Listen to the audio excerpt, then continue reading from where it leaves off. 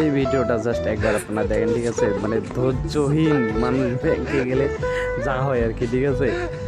প্রথমে দেখেন এই সাইড দিয়ে চলে গেল, এখান থেকে কিন্তু ওই লোকটা আবার এই সাইডে দেখলো, পরে এবার এই সাইডে দুইটা নাই, এই সাইডে আবার এসে দাঁড়ালো, এই সাইড দিয়ে এবার খালি হইতেছে, এই সাইড দিয়ে প্রায় খালি হইতেছে, ওই দেখলো এই যে এই সাইডে আবার চলে গেলো, এবার এই সাইডে আবার খালি হয়ে গেলো, ঠিক আছে?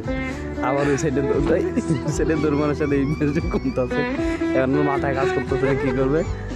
এখন দুই সাইডে আবার দুইটা করে কমলো, এইখানে আসলো, এদিকে কম পড়ে গেল, আবার এইখানে একটু দেরি পড়ে গেল, ওইদিকে আবার সবাই চলে যেতেছে, তাড়াতাড়ি টাকা নিতেছে, চলে যেতেছে।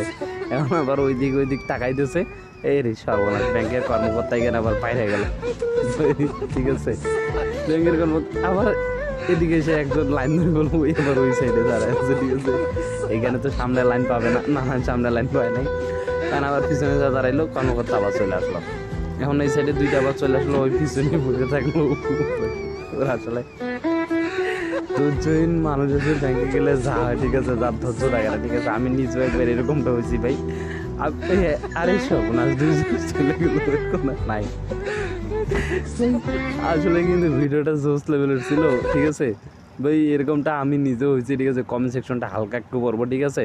প্রথমবার সাতক্ষীরা ব্রাঞ্চে ইসলামিক ব্যাংকে আমার সাথে এমনটা হয়েছে ভাই, আমারও ইসলামিক ব্যাংকে সেম অবস্থা হয়েছে, ঠিক আছে? আমি ধৈর্য রাখতে পারিনি।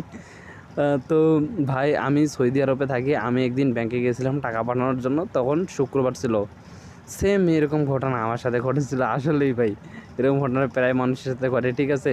খুব মনোযোগ দিয়ে ভিডিওটা দেখেছি, ভালো লাগলো আসলে ভাই, শুধু ভিডিওটা অনেক ভালো লাগছে, ঠিক আছে? শিক্ষণীয় একটা ভিডিও, শুধু ব্যাংক না, ধৈর্যহীন মানুষের সব জায়গাতেই একই অবস্থা। আসলেই ভাই ধৈর্যহীন হইলেই এরকম অবস্থা হবে, ঠিক আছে?